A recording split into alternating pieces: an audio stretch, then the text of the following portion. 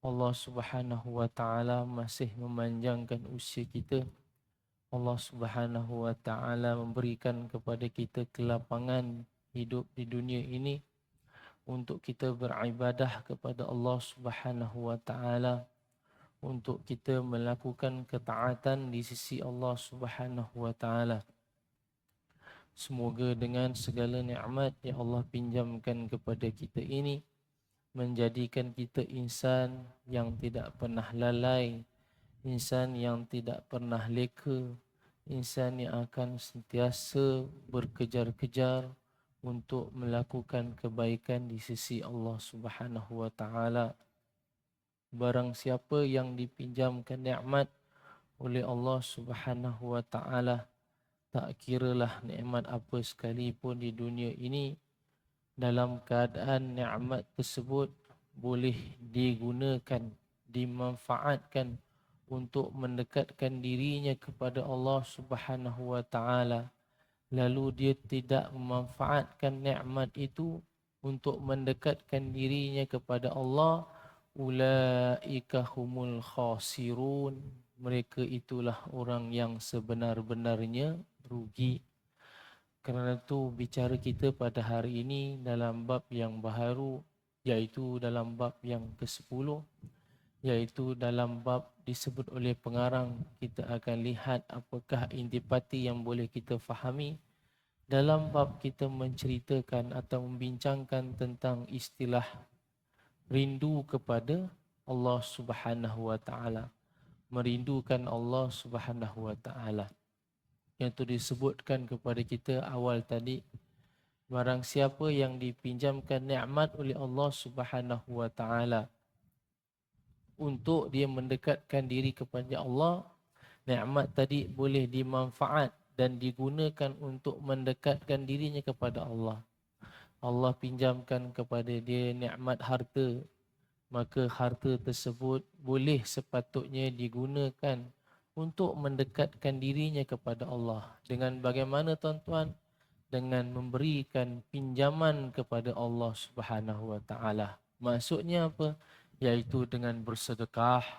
Kerana seorang yang bersedekah, berinfak, dia tidak memberi pinjaman kepada siapa, tetapi hakikatnya Allah simbolikkan dalam Quran, sesungguhnya dia memberikan pinjaman kepada Allah kerana yang diberikan itu ialah infak di jalan Allah. Maka Allah kata, aku akan berikan balasan kepada kamu kerana seolah-olah kamu yang bersedekah di jalan Allah ini memberi pinjaman kepadaku dan aku sahaja yang akan membalasnya. Kerana itu bila kita ada harta, nikmat harta, maka gunakan nikmat harta tadi untuk mendekatkan diri kepada Allah. Begitu juga tatkala manusia mempunyai nikmat pinjaman jawatan, nikmat pinjaman pangkat, maka nikmat pinjaman kuasa, maka gunakan nikmat pinjaman kuasa, pangkat dan jawatan itu untuk mendekatkan dirinya kepada Allah.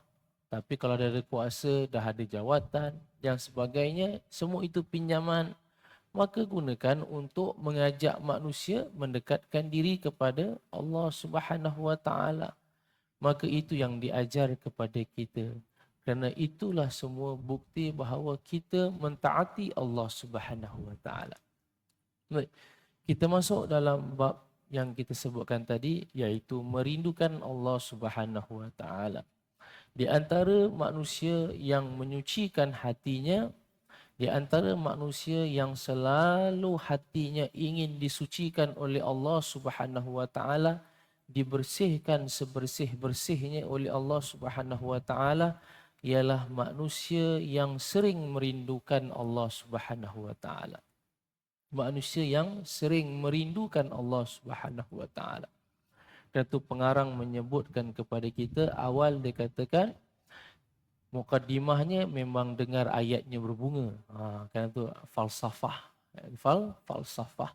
Iaitu ayatnya berbunga-bunga. Maksud berbunga-bunga itu ialah ayatnya ada padanya madah.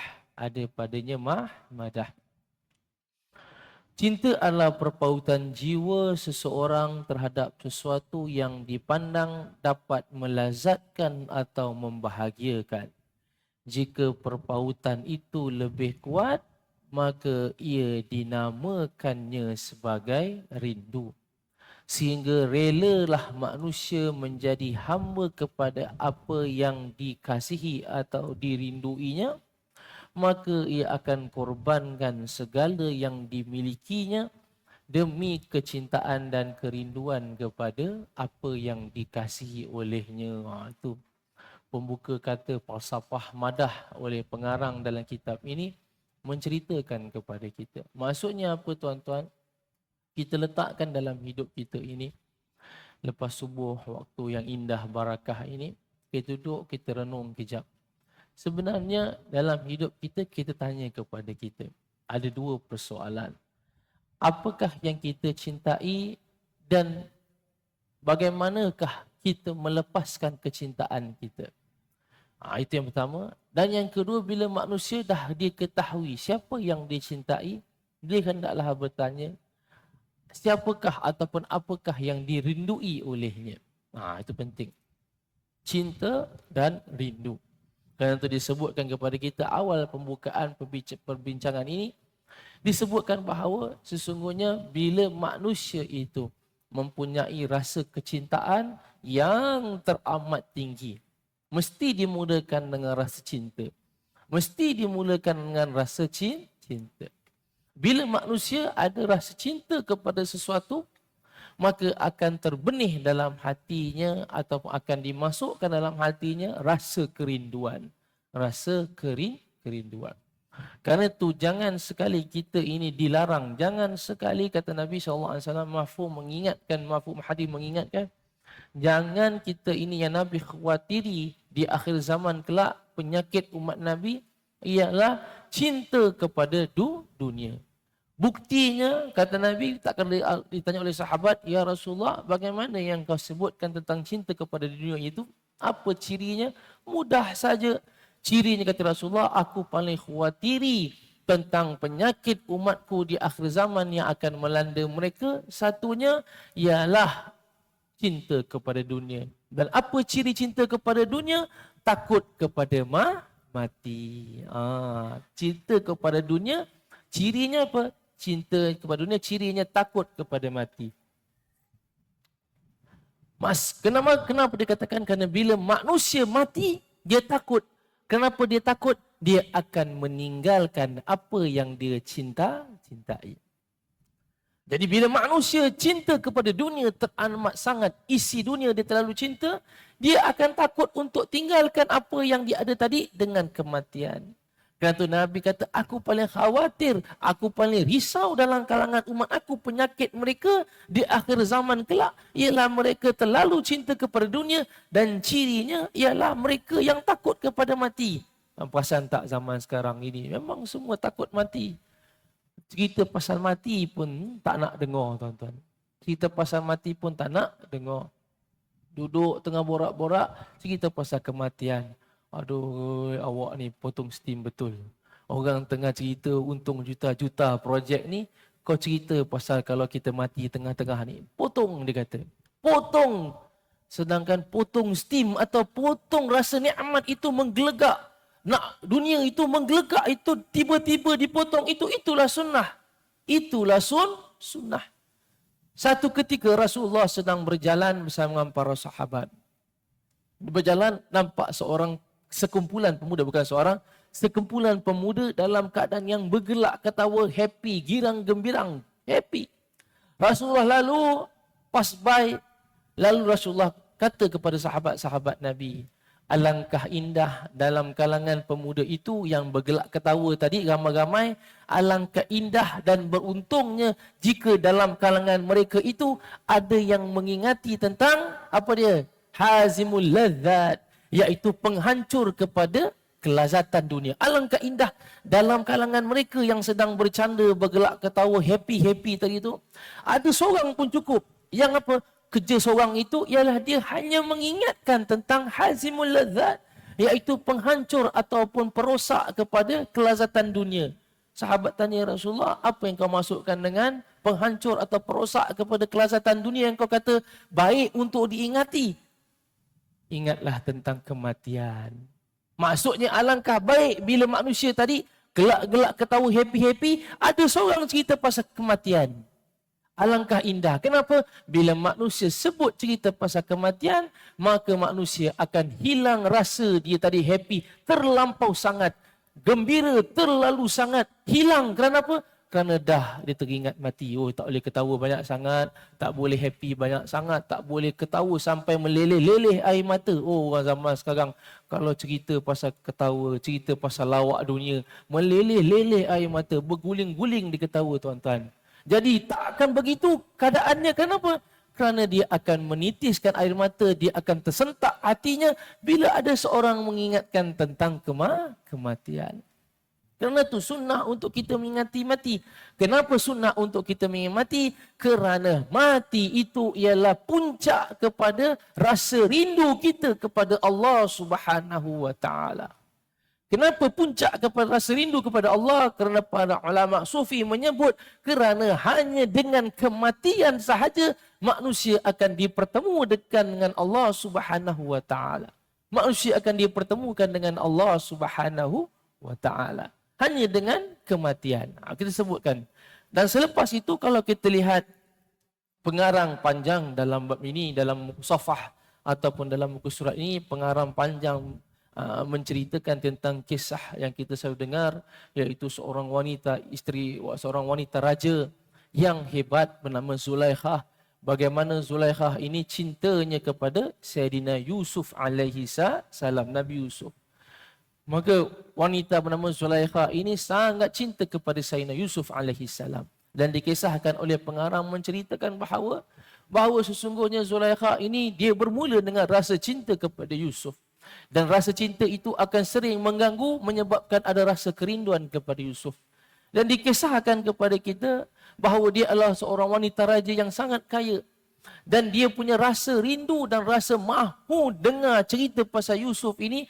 Barang siapa yang hanya sebut cerita kepada dia, jumpa Yusuf, dia akan tanya, bagaimana Yusuf hari ini? Orang ini pun cerita-cerita kepada dia. Apa dia buat? Dia akan beri kepada orang yang mencerita itu kalung emas. Kenapa? Kerana menyampaikan berita yang indah tentang Yusuf. Kenapa? Kerana terlalu cintanya Zulaikha ini kepada Nabi Yusuf alaihissalam. Terlalu cinta kepada Nabi Yusuf alaihissalam. Siapa yang mencerita tentang Yusuf pada hari itu, dia akan ambil kalung emas, nah bagi. Ceritakan kepada aku tentang Yusuf. Ceritakan kepada aku tentang Yusuf.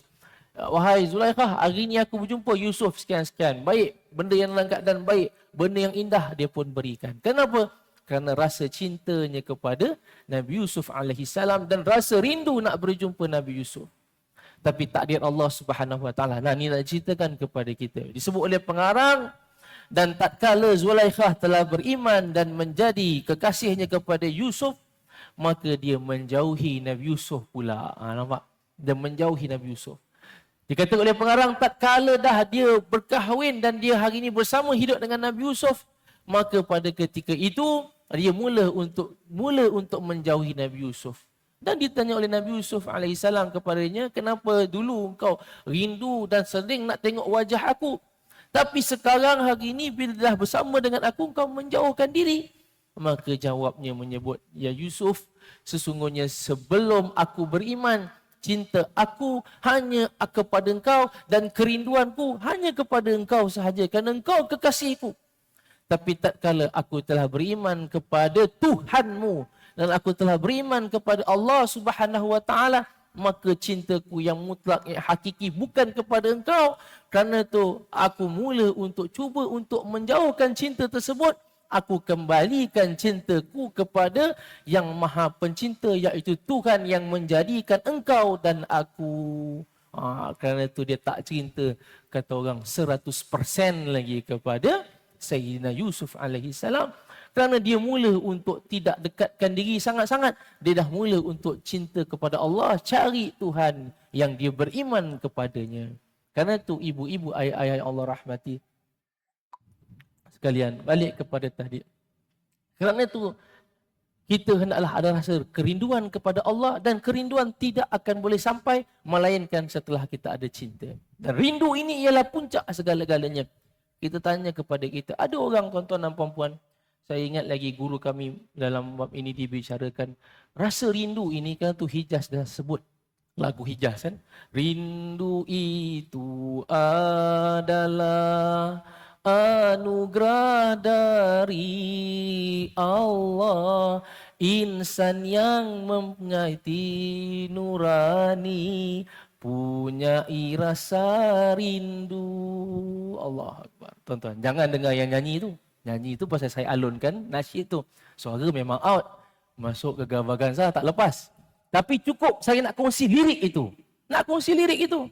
Tone dia memang lagi. Ingat, rindu itu ialah anugerah Allah. Kerana apa yang tuan-tuan dan saya selalu rindui ini, bukan kita yang susun atur. Siapa yang susun atur? Allah Subhanahu wa ta'ala. Rindu itu ialah anugerah Allah. Kerana itu ada orang, dia ada anak, dia ada isteri, dia ada mak ayah. Tapi yang dirindui bukan anak, isteri, mak ayah. Yang dirindui handphone dia. Yang dirindui handphone dia. Satu hari dia masuk dalam hutan operasi. Satu hari ataupun dia masuk dalam hutan atau tempat yang tak ada handphone pergi berkursus. Kawan saya baru ni dia pergi berkursus. Pergi berkursus 3-4 hari. Bila masuk, benda kata, oh ya aku tak boleh. Memang rasa kosong. Kenapa rasa kosong? Ya kan rasa kosong tak jumpa keluarga ke apa? Rasa kosong pasal duduk dalam tempat tu tak ada line, stres. Terputus dunia, tak boleh buka media sosial. Allahu Akbar. Rindu nak buka. Dia kata, aku benda pertama dapat je, aku terus tengok apa sebenarnya update-update dalam media sosial. Itu benda yang dia sebut. Itu benda yang pertama aku buat, tengok update-update tuan-tuan dan puan-puan. Rindu. Dia rindu untuk cepat-cepat buka sakut terlepas. Rindu itu tak boleh kenafikan. Ada orang dikurniakan isteri yang cantik, isteri yang baik. Tapi sebenarnya rindunya bukan kepada isteri. Pergi musafir outstation, tak rindu isteri dah. Rindu kepada nak tengok muka anak. Buka je pintu, isteri tunggu, anak tunggu, isteri punyalah tunggu nak suami peluk. Suami lari, perut tangkap anak dulu, peluk anak. Isteri kata, daripada saya lahirkan anak, patut peluk saya dulu. Tak, dia kejar peluk anak dahulu. Tapi tanya kepada hati dia.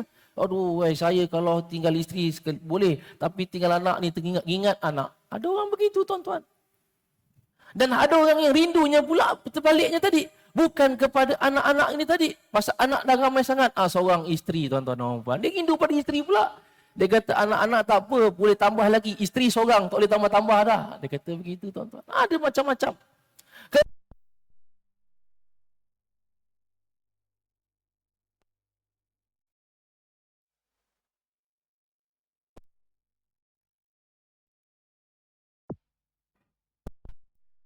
Assalamualaikum. Kerana itu disebutkan kepada kita, istilah kerinduan ini ialah anugerah Allah.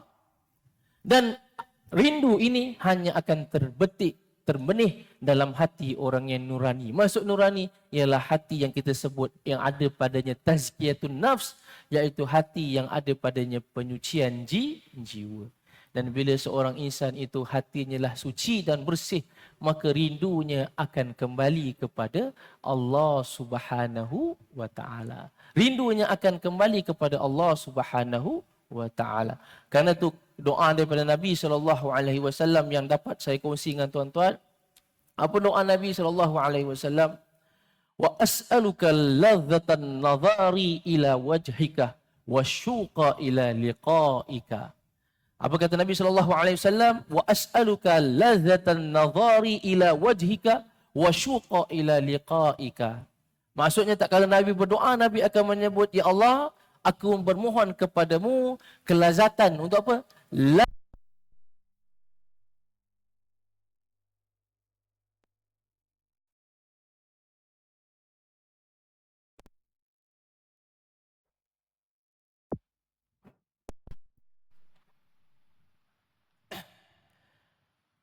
Dua kali ni tuan-tuan. Kan? Tadi awal mungkin 2 kali tak apa. Dia mungkin ada masalah teknikal. Boleh dah? Boleh Ni jemaah tengah dengar syok ni. Dia tengah dengar doa ni. Terima kasih kepada pihak. Wa as'aluka ladzatan nadhari wa syuqa ila liqa'ika. Ada 2 benda yang Nabi SAW ajar kepada kita untuk kita berdoa. Yang pertama, selalu kita berdoa, Allahumma inna nas'aluka ridhak, nas'aluka itu maknanya kita bermohon kepada Allah. Tapi Nabi mengajar untuk kita berdoa, wa as'aluka ladzatan nazari, iaitu ya Allah, sungguhnya aku bermohon kepada Engkau kelazatan untuk melihat wajahmu. Kelazatan untuk melihat wajahmu, wa syuq ila liqa'ika. Dua benda. Yang pertama, lazata ila nazari. Banyak kita berdoa, kalau tak hafal yang daripada hadis yang sahih tadi, tapi pendek saja, lazatan nazari, iaitu kelazatan menatap wajah Allah Subhanahu wa taala. Di dunia kita tidak akan dapat peluang untuk menatap wajah Allah Subhanahu wa taala. Kerana mata yang kita ada ini bukan mata yang selayaknya untuk melihat wajah Allah, melihat Allah Subhanahu wa taala. Belum layaknya begitu. Sedangkan kekasih Allah, Rasul-Rasul, iaitu Nabi Musa alaihissalam yang cuba berdialog untuk melihat wajah Allah. Allah kata, jangan lihat aku, lihat kekuasaan aku di bukit sana, maka hancur, terlompat, jatuh. Itu bahu melihat nur daripada Allah, cahaya daripada Allah Subhanahu wa taala pun dah itu punya hebat.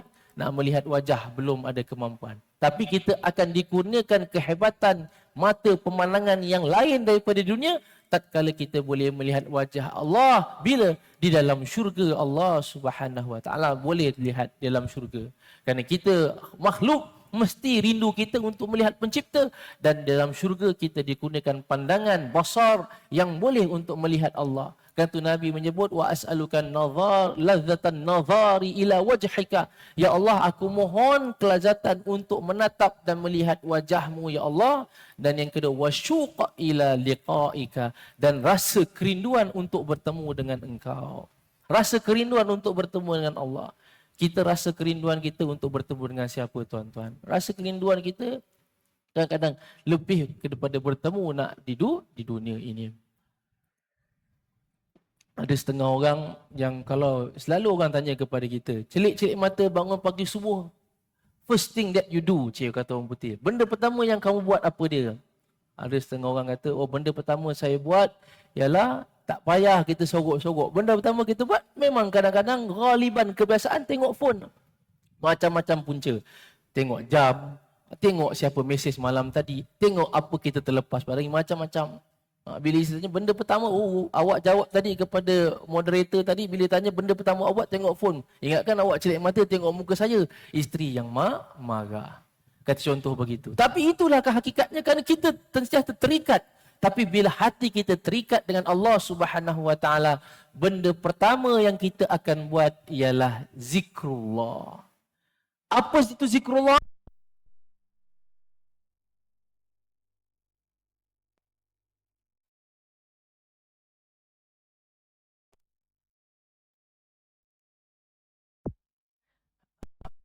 Merajuk dah ni, tuan-tuan. 3 kali ni, tuan-tuan. Kan, tapi tak apa. Masalah teknikal ni. Besar sangat rasa skrin tu, tuan-tuan. Jadi kalau kita lihat, ialah lidah yang membasahi. Lidah yang membasahi.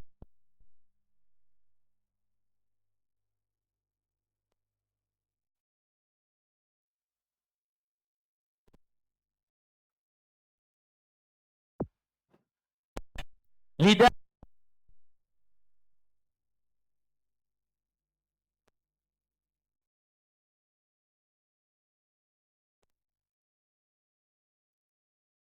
membasahi zikir kepada Allah Subhanahu wa taala.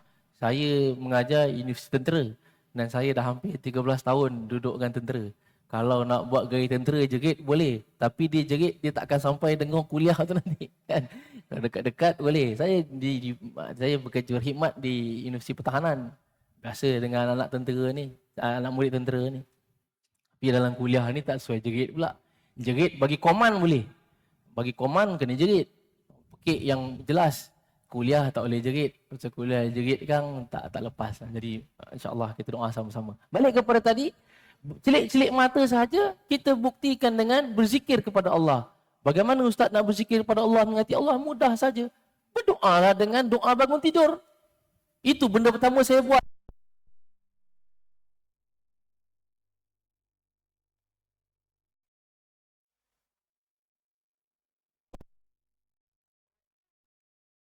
Kepada Allah Subhanahu wa taala.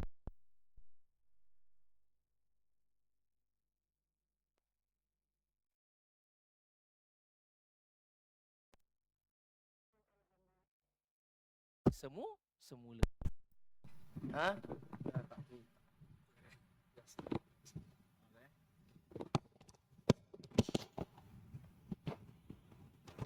Sedangkan manusia pun boleh bermasalah. Ini kan mic yang kecil ni tuan-tuan.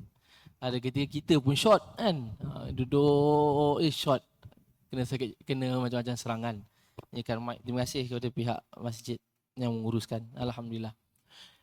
Jadi tuan-tuan dan puan, itu. Balik kepada tadi, kita bangun tidur, kita terus sebut doa. Iaitu Alhamdulillahillazi ahyana hadza ba'da mamatina. Contohnya iaitu Maha Suci Tuhan yang telah mematikan aku dan menghidupkan aku semula setelah kematian. Contoh kita doa begitu. Itu benda pertama yang kita buat setelah bangun tidur. Itu maksudnya kita mengingati Allah Subhanahu Wa Taala. Selepas itu kita nak tengok jam, alam dan sebagainya, itu terpulang. Jadi balik kepada tadi, itulah bukti kerinduan dan syuq ila liqa'ika, iaitu rindu kepada perjumpaan dengan Allah Subhanahu Wa Taala. Tuan-tuan dan puan-puan, satu ketika Sayyidatina Aisyah bila mendengar Nabi menyebut dalam sebuah hadis bahawa Nabi mengingatkan kepada kita, man ahabba liqa Allah, ahabballahu liqa'ahu, wa man kariha liqa Allah, karihallahu liqa'ahu. Atau kama qala, masya-Allah. Sedih dengar ayat tadi. Sayyidatina Aisyah tatkala dengar Nabi mengingatkan bahawa man ahabba liqa Allah, barang siapa yang sangat-sangat teruja dan cinta, rindu untuk berjumpa dengan Allah Subhanahu Wa Taala,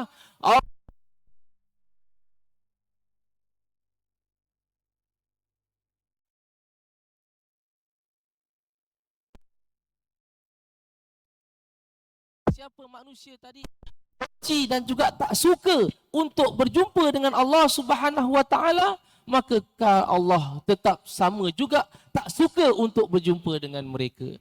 Maka Sayyidatina Aisyah tanya, ya Rasulullah, bagaimana seorang itu boleh engkau katakan suka dan cinta untuk berjumpa dengan Allah, rindu untuk berjumpa dengan Allah, sedangkan kalau kita nak jumpa dan rindu untuk berjumpa dengan Allah ini, kita mesti melalui satu benda yang sangat memedihkan, sangat menyeramkan, sangat menyakitkan. Apa dia? Iaitu sakaratul maut. Belum maut lagi, baru sakaratul maut. Kerana sakaratul maut ini digambarkan dalam Al-Quran ialah suatu saat yang sakit tak pernah manusia rasa dalam hidupnya kecuali orang-orang yang soleh.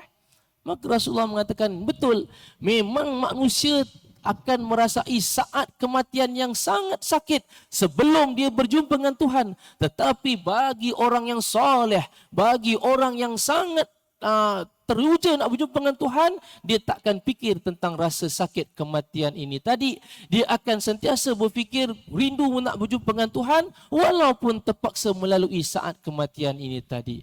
Kerana apa? Kerana dia akan merasai, kata Rasulullah, dia akan sampai kepada apa? Dia akan sampai ke sebelum nikmat syurga. Di dalam nikmat barzakh dia akan merasai kurniaan Allah, nikmat malam pertama di dalam barzakh. Tuan-tuan, kita kata Nabi, sesungguhnya nikmat malam pertama dalam barzakh bagi orang yang soleh ini, jika nak dibandingkan dengan keseluruhan nikmat hidup manusia di dunia ini, takkan terbanding satu malam nikmat malam pertama bagi orang yang soleh. Kenapa? Di barzakh itu manusia akan merasakan ketenangan yang mana dia tidak akan rasa tenang itu di dunia. Tak pernah rasa tenang di dunia ini macam mana dia rasa tenang ketika di barzakh. Ketika di barzakh bagi orang yang soleh, nikmat yang paling utama ialah ketenangan. Kenapa tenang?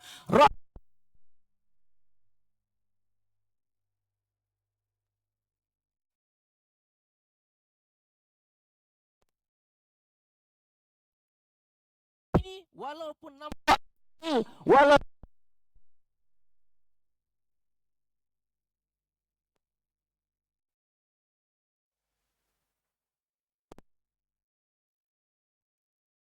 ke dalam barzakh, ketenangan meninggalkan dunia.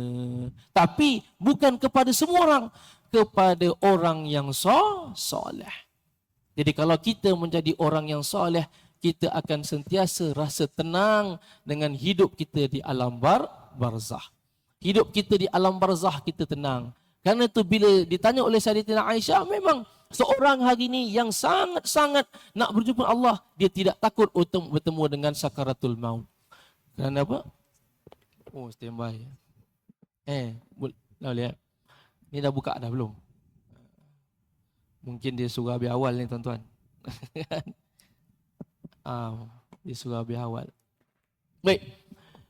Jadi kalau kita lihat, karena tu bagi orang yang beriman, dia akan ada gesaan daripada roh dia.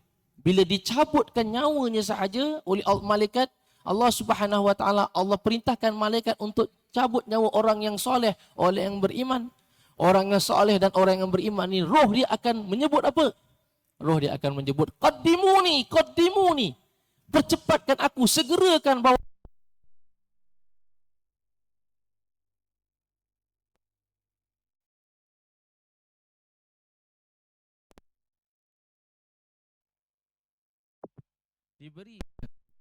Diberi, segerakan aku untuk apa? Segerakan aku untuk bertemu dengan Tuhan aku.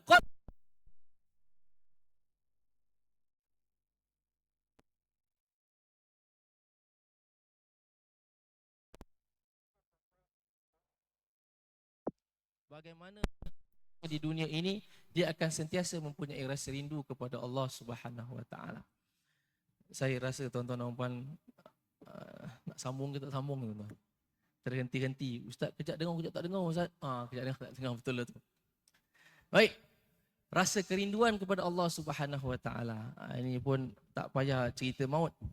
Teknikal punya isu ni pun dah menjadi hazim, dah menjadi penghancur kepada kelazatan. Tapi tak apa, tak salah. Jadi balik kepada tadi, roh bagi orang yang beriman, dia akan mengatakan segera nak bertemu dengan Tuhannya. Kenapa? Dia tak sabar untuk apa? Kita nampak jasad yang terkujur, dikafankan, dimasukkan. Tapi sebenarnya yang takut untuk masuk, yang takut untuk disiksa, bukan jasad itu. Tetapi yang takut untuk disiksa ialah roh bagi si mati ini tadi.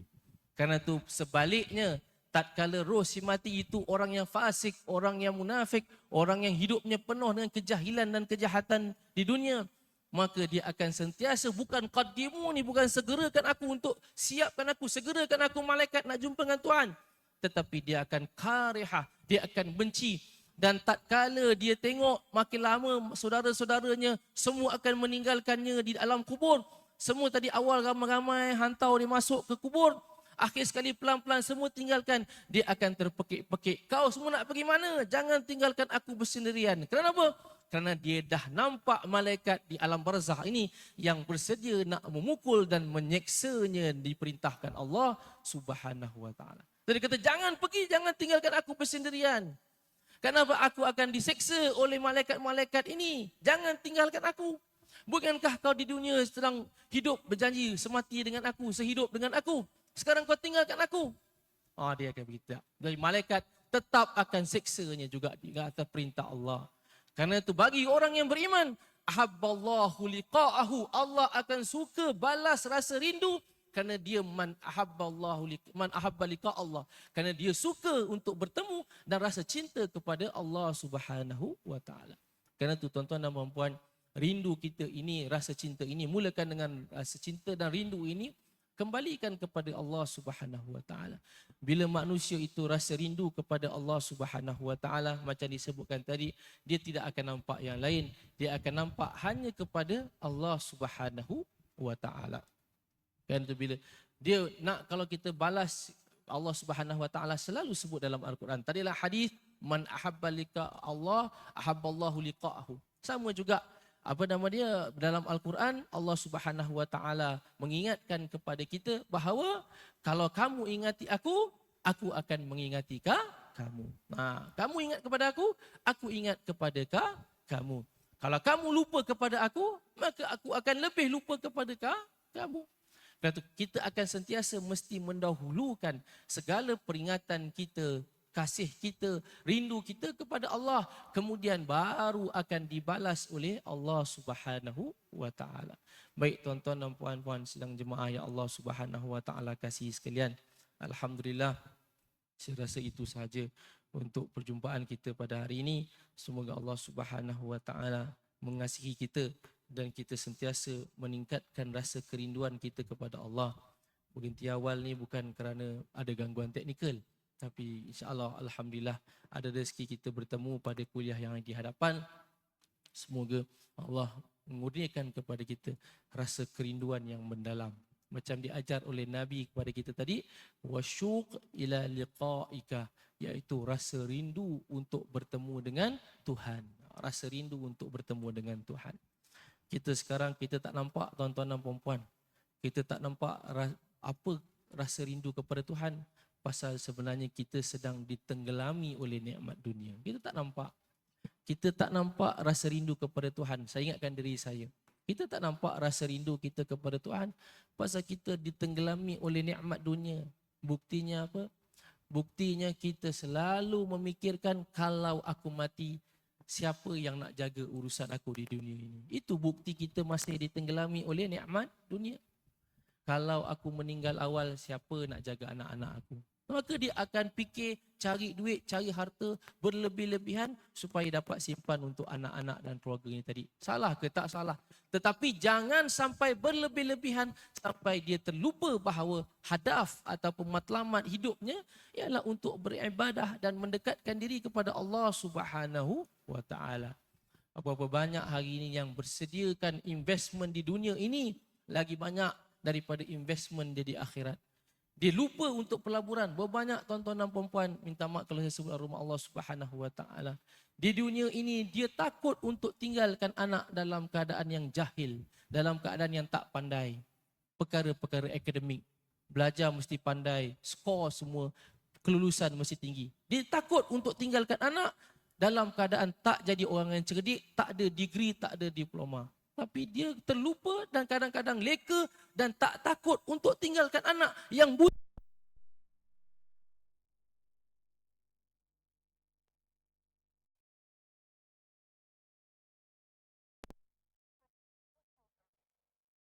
dan tak fasih baca. Bagaimana kita hidup mengaku nahnu ibaduka ya Allah, mengaku hamba Allah Subhanahu wa taala, tapi dalam hidup bertemu dengan Allah 58 tahun hidup, 60 tahun hidup, 45 tahun hidup, 70 tahun hidup, akhir sekali baca Al-Quran tidak fasih. Bertemu dengan Allah, akhir sekali Allah panggil. Bila Allah panggil, berjumpa dengan Allah, bertemu dengan Al-Quran, bertemu dengan Allah dalam keadaan lidah tak fasih baca Al-Quran. Tapi benda lain fasih, macam-macam kelulusan ada. Malu tak bertemu dengan Allah begitu? Malu tuan-tuan. Anak tadi juga sama. Dalam keadaan akhir sekali tinggalkan oleh bapa dalam keadaan tak pandai apa. Allah tanya, kenapa kamu dalam keadaan begini? Ya Allah, jangan kau marahkan aku. Awal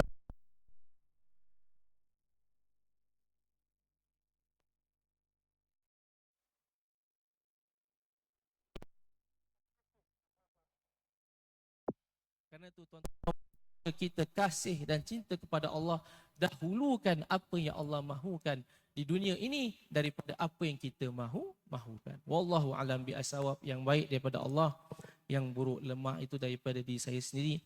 Semoga Allah mengasihi kita dan Allah memberikan kepada kita kebaikan di dunia dan akhirat. Amin amin ya rabbal alamin. Bismillahirrahmanirrahim. Allahumma alimna ma yanfa'una wanfa'na bima 'allamtana wazirna ya Allah min ladunka ilman wa fahman ya rabbal alamin. Sallallahu ala sayyidina Muhammad wa ala alihi wa sahbihi wa barik wassalam. Walhamdulillahi rabbil alamin. Assalamualaikum warahmatullahi taala wabarakatuh.